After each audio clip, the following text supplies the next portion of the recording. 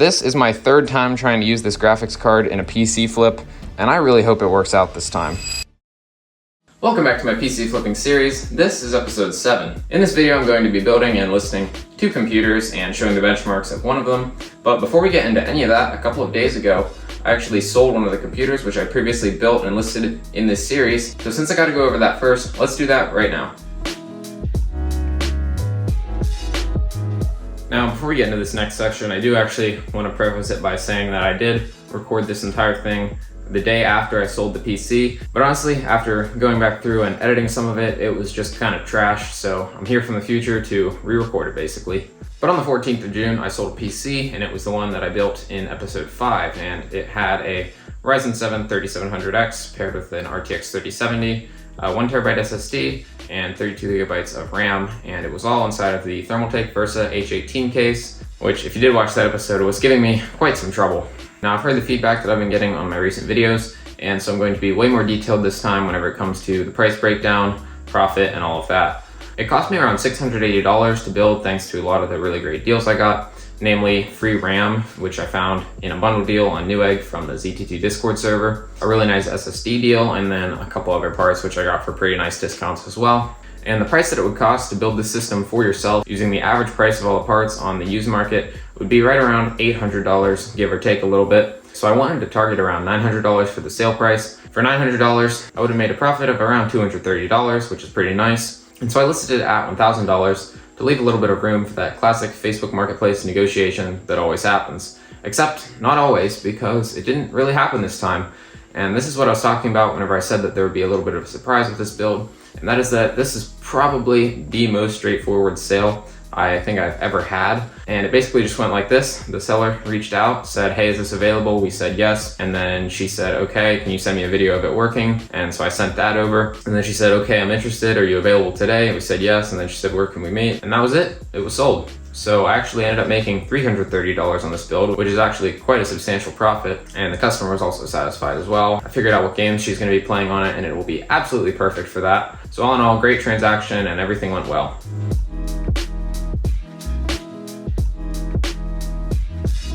Alright, so now that that's sold and we got that out of the way, like I mentioned in the intro, I'm actually going to be building 2 more computers today. And so I might as well tell you about the first one right now, because I've actually already gone ahead and built it. It's a really nice looking white build inside of the Montech Air 100, and it's got a Ryzen 5 5600, 32GB of RAM, a 1TB SSD, and this graphics card. Now this is the RX 6800 XT, which I had in my personal PC before I kind of stopped really gaming and switched over to flipping PCs. But this is my third time trying to use this graphics card in a PC flip, and I really hope it works out this time. It had some temperature problems in the last build I tried to use it in, but that actually turned out to not be the card's fault, but that I was just pairing it with the case, which wasn't good enough for it. We're gonna see here in a bit when I benchmark this PC if this case is any different, but before I get into benchmarking it, I've actually got to show you the process of building it, and for that, I've got the usual little build time lapse to show you, so cue that now.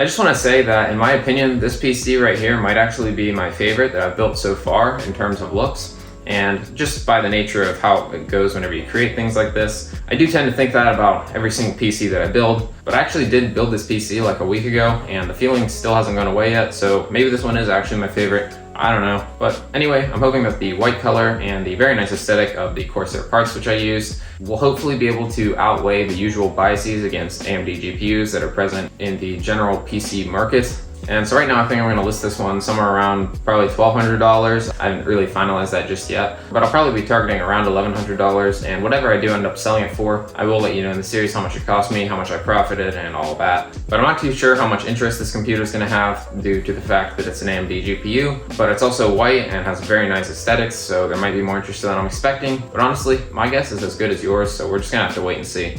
But anyway, that was a whole lot of talking. I'm hoping some of it was valuable, but now it's time to get into the benchmarks. The recordings are going to be at 4K so that you can look at the VRAM utilization and see how close that we're getting to the 16 gigabytes which are available on the 6800 XT. Another random thing here, which isn't relevant to the PC in particular, but is relevant to the channel, is that I'm starting to try and record all of my footage, including game footage, in 4K now, because I've recently been looking at my videos and at 1080p, the quality just looks like trash. So in this episode, I've tried to take a step to improve that, but unfortunately, I did not notice it until I'd already recorded some of the build footage. So unfortunately, it's not all 4K just yet, but in the future, it will be. But that really is enough talking for now, so without wasting any more time, here's the benchmarks.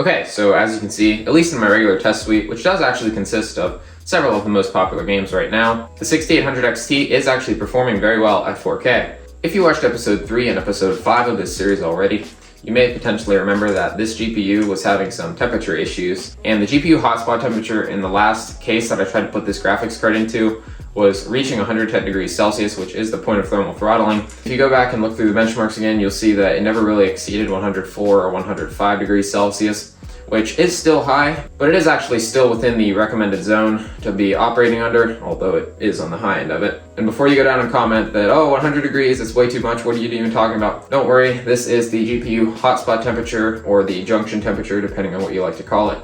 Not the regular temperature that you're used to seeing. Now, if you look at the top part of my MSI Afterburner overlay, you'll see that the regular GPU temperature was only around 77, which also is kind of high, but there is a difference between that temperature and the junction/hotspot temperature, which I've been previously referring to, so I do just want to make that clear here. So the GPU is still running relatively toasty in general, which does unfortunately mean that the fans are ramping quite aggressively and are quite loud, and I am going to disclose this whenever I do list the PC, but it's also important to remember that if you're using headphones, it doesn't even really matter anyway. And the GPU also still maintains the full rated frequency during gaming, something which it wasn't actually doing in the last case whenever it was peaking at 110, and that's because it was thermal throttling. So all in all, we're pretty good here, and the biggest downside is just that it's going to be a little bit noisy.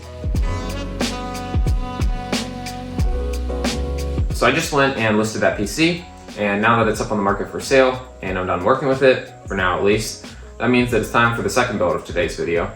And this one is going to be inside the Corsair iQ4000X RGB case, which I picked up open box back in episode 4 in virtually brand new condition for a very, very cheap price.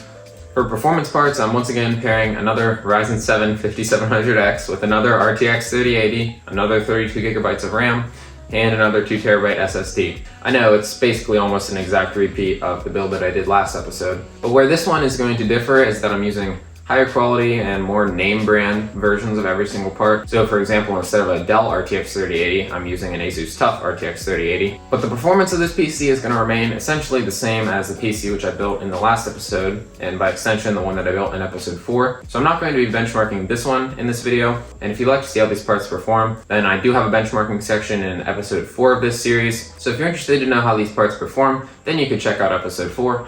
But before any of that, I actually do have to build the computer. So without further ado, here's the build footage.